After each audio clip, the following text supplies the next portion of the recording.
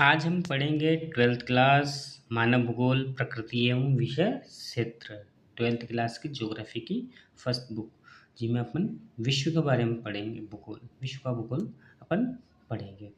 अब इसमें महत्वपूर्ण महत्वपूर्ण लाइन मैंने जो अंडरलाइन की है वही समझाई जाएगी, उसी में से सवाल आते हैं अधिकतर। ये एक तरह के शॉर्ट नोट्स हैं हमारे, ठीक है। पृथ्वी के दो प्रमुख घटक हैं, प्रकृति यानी कि भौतिक पर्यावरण और जीवन के रूप में मनुष्य भी सम्मिलित है। मतलब पृथ्वी के मुख्य दो घटक, एक तो प्रकृति है, एक जीवन है। प्रकृति जिसे हम भौतिक पर्यावरण कहते हैं और जीवन जिसे हम मनुष्य के रूप में सम्मिलित करते हैं। भौतिक भूगोल भौतिक पर्यावरण का एक अध्ययन कराता है। भौतिक भूगोल किसका अध्ययन कराता है? भौतिक पर्यावरण का। और मानव भूगोल भौतिक प्राकृतिक एवं मानवीय जगत के बीच संबंध, मानवीय परिघटनाओं का स्थानिक वर्ण वितरण तथा उसके घटित होने के कारण एवं विश्व के विभिन्न भागों में सामाजिक एवं आर्थिक विषमताओं का अध्ययन कराता है। कहने का मतलब है कि भौतिक भूगोल जो भौतिक पर्यावरण का अध्ययन कराता है, और भौतिक भूगोल के अंदर और क्या आता है? भौतिक और प्राकृतिक एवं मानवीय जगत के बीच में संबंध, मतलब ज्योग्राफिकल जो भी चीज़ इस पृथ्वी पर है उसका और मानव का संबंध क्या है, ये दिखाता है मानव भूगोल। ठीक है, आगे बढ़ते हैं हम। इसमें कई नियम आए हैं, जिसमें भूगोल के नियम बनाने वाले सिद्धांत का नेमोनैतिक कहलाए, अथवा विवरणात्मक भावात्मक चित्रण इंडियोग्राफिक होना चाहिए। ये चीज़ इसमें बताई गई है।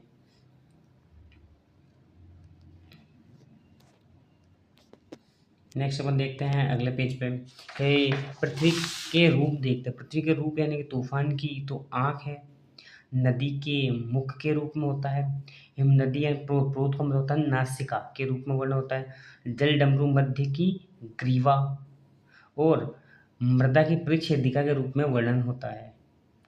जर्मन भूगोलवेत्ता राज्य देश का वर्णन जीवित जीव के रूप में करते हैं। भाई जो भी राज्य है वो जीवित जीव के रूप में इसका वर्णन किया जाता है। उसका सड़कों, रेल मार्गों एवं जलमार्गों का जाल को प्राय परिसंचरण की धमनियों के रूप में वर्णन किया है। कहने का मतलब सड़कें क्या हैं? अब उस एक जीवित जीव की नसें जो होती हैं उसी प्रकार सड़कें हैं। ठीक है, सड़कें, रेल मार्ग और जलमार्ग हैं।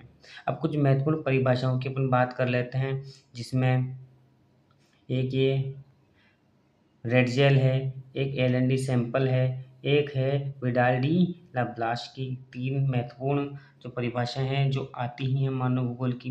पहली परिभाषा है मानव भूगोल मानव समाजों और धरातल के बीच में संबंधों का संश्लेषित अध्ययन है।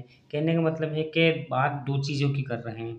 एक तो है भूगोल की कोई भी एक, जिसे हम यहाँ अभी मानव भूगोल, ठीक है। एक रहेंगे हम इंसान को अलग अलग रूपों में, जैसे कि अभी इसने लिया है मानव समाज, इंसानों का नाम लिया है जिसमें सभी प्रकार के जीव आ जाते हैं, और धरातल, धरातल है ज्योग्राफिकल चीज है ना। इन दोनों के बीच में संश्लेषित अध्ययन है, वह मानव भूगोल है। पहली बार ये परिभाषा किसने दी? रेड जेल ने दी। अब इसी प्रकार की कुछ परिभाषाएं दूसरा जो आदमी है जो एलन सैंपल है वो देंगी, जैसे मानव भूगोल, ठीक है। अस्थिर पृथ्वी, अस्थिर पृथ्वी जो वहाँ धरातल नाम लिया, यहाँ अस्थिर पृथ्वी का नाम लिया। वहाँ हम नाम लिया मानव समाज, यहाँ हम लेंगे क्रियाशील मानव, ठीक है। तो यहाँ है मानव भूगोल स्थिर पृथ्वी, अस्थिर पृथ्वी और क्रियाशील मानव के बीच में परिवर्तनात्मक संबंध है जो बार बार परिवर्तन होते रहते हैं, ऐसे संबंधों का अध्ययन कराता है।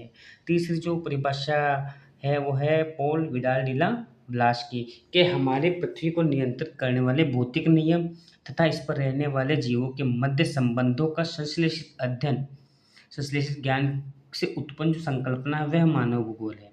ठीक है, इसमें ये दो परिभाषाएं दिख रही है रेड जेल वाली, ये लगभग लगभग हर दूसरे साल एग्जाम में आ रही है। जैसे हाफ ईयरली में आती है तो फाइनल में दूसरे वाले, अगर हाफ ईयरली के अंदर रेड जेल की परिभाषा आई है तो फाइनल एग्जाम में सैंपल की परिभाषा आएगी। अगर हाफ ईयरली में सैंपल की आ जाती है तो फाइनल में रेड जेल की। घुमा फिरा के दो ही परिभाषा बार बार पूछी जा रही है इस पार्ट से। अब अगला टॉपिक है इसमें, तो इसमें बोला मानव भूगोलिक प्रकृति कैसी है। तो मानव भूगोल भौतिक पर्यावरण और मानवीय जगत जो सामाजिक सांस्कृतिक पर्यावरण के अंतर संबंधों का अध्ययन उसकी परस्पर अन्योन्य क्रिया के द्वारा करता है। अन्योन्य मतलब आंतरिक जो क्रियाएं चल रही उनके द्वारा हम समाज और भौतिक पर्यावरण का अध्ययन करते हैं। उसी प्रकार अगली बात जिसने की मानव के प्रकृतिकरण मानवीकरण के बीच की, कि प्रौद्योगिकी किसी भी समाज के सांस्कृतिक विकास के स्तर का सूचक होती है। तो सांस्कृतिक विकास के स्तर का सूचक कौन चीज़ है?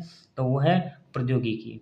हम आगे देखते हैं कि आदिम समाज और प्रकृति की प्रबल शक्तियों के बीच इस प्रकार की अन्योन्य क्रिया को मानवीय पर्यावरण निश्चयवाद कहते हैं। पर्यावरण निश्चयवाद की परिभाषा आती है एग्जाम में, या ये लास्ट टाइम 2022 के एग्जाम में, तो इस बार भी आने की पूरी संभावना है। अगली हम बात करते हैं कि मानव का प्रकृतिकरण किसे कहते हैं, तो ये मॉडल पर 2023 में आया हुआ आरबीएससी के, जिसमें वेदा की स्टोरी बताई गई है। और आगे पढ़ते हैं तो कहता है भौतिक पर्यावरण माता प्रकृति के रूप में धारण करती है। ठीक है, अब हम जो परिभाषाएं देख रहे हैं वो संभववाद की है कि भौतिक पर्यावरण क्या है, हम माता प्रकृति के रूप में अपन भौतिक पर्यावरण को धारण करते हैं। वही संभववाद की बात करते हैं तो प्रकृति अवसर प्रदान करती है और मानव उसका उपयोग करता है और धीरे धीरे प्रकृति मानवीकरण हो जाता है प्रकृति का। ये मॉडल लेवल 2022 में आया संभववादी परिभाषा। पर्यावरण निश्चयवाद तो पहले देखी है और पर्यावरणीय संभववाद केवल संभववादी परिभाषा हमने यहाँ देख ली। इसमें हम केरी की स्टोरी को महत्वपूर्ण मानते हैं। ठीक है, अगली हम बात करते हैं तो अगली है कि भूगोलवेत्ता जो ग्रिफिथ टेलर है उन्होंने एक नई संकल्पना दे दी। दो हमने देखी, एक तो पर्यावरण निश्चयवाद, एक देखिए संभववाद। इन दोनों परिभाषाओं के जो मध्य मार्ग है वह पर्यावरणीय निश्चयवाद और नव निश्चयवाद की संकल्पना दी है जो ग्रिफिथ टेलर ने दी है। इन्होंने कहा है कि भूगोलवेत्ता ग्रिफिथ टेलर ने एक नई संकल्पना प्रस्तुत की है जो दो विचारों पर्यावरण निश्चयवाद और संभववाद के बीच मध्य मार्ग को परिलक्षित करती है। जैसे कि हम बात करें कि इन्होंने इसे नव निश्चयवाद या रुको या जाओ निश्चयवाद संकल्पना का नाम दिया। ये लगभग ये भी परिभाषा हर दूसरे साल आ रही है इस पर। इसमें क्या है, ना तो यहाँ नितांत आवश्यकता की स्थिति है, नितांत आवश्यकता की स्थिति है कि नहीं हमें जैसे पेड़ों को काटना ही नहीं है, पेड़ों की हमें रक्षा करनी है, यह पर्यावरण निश्चयवाद। और ना ही नितांत स्वतंत्रता देनी है कि काटते जाओ पेड़ों को, प्रकृति की रक्षा ही मत करो। तो ये दोनों के बीच का मार्ग है, मतलब जहाँ जरूरत है वहाँ हम पेड़ काट सकते हैं, जहाँ जरूरत नहीं है वहाँ हमें पेड़ लगाना है, काटना नहीं है। ऐसे अगला सवाल आता है एग्जाम में, वो आया है अमूलवादी रेडिकल परिभाषा का। जो अमूलवादी रेडिकल परिभाषा है इसके बारे में आया था सवाल कि निर्धनता के कारण सामाजिक असमानता की व्याख्या मार्क्स का सिद्धांत किस विचारधारा पर आधारित है। सवाल है मार्क्स की सिद्धांत किस विचारधारा पर आधारित है, तो अमूलवादी विचारधारा पर आधारित है। एक सवाल ये भी आया कि मानव विकास के कोई 4 उपागमों के नाम बताओ, तो कौन कौन से उपागम हैं, अन्वेषण और वितरण, प्रादेशिक विश्लेषण और क्षेत्रीय विखंडन और स्थानिक संगठन, ये 4 मानव भूगोल के सिद्धांत हैं। एक सवाल ये भी आया था 1970 के कौन कौन से विचारधारा 1970 की है, तो मानवतावादी है, अमूलवादी है, व्यवहारवादी, 3 विचारधारा जो 1970 के दशक में देखी गई थी। और इस पाठ से सवाल आता है वो है कि सामाजिक भूगोल के क्षेत्र बताइए, तो कौन कौन से क्षेत्र है, व्यवहारवादी भूगोल, सामाजिक कल्याण का भूगोल, अवकाश का भूगोल, सांस्कृतिक भूगोल, लिंग भूगोल, ऐतिहासिक भूगोल और चिकित्सा भूगोल। वैसे ही हर दूसरे साल आर्थिक भूगोल के क्षेत्रों का भी सवाल आता ही है, आर्थिक भूगोल के क्षेत्रों का, जिसके अंदर है संसाधन भूगोल है, कृषि भूगोल है, उद्योग भूगोल है, विपणन भूगोल है, पर्यटन भूगोल है, अंतर्राष्ट्रीय व्यापार का भूगोल है। ये कुछ क्वेश्चन इस पार्ट से आने वाले थे। इस पार्ट के हमने केवल महत्वपूर्ण चीज़ें ही देखी हैं आज, और कल हम पढ़ेंगे दूसरा पार्ट।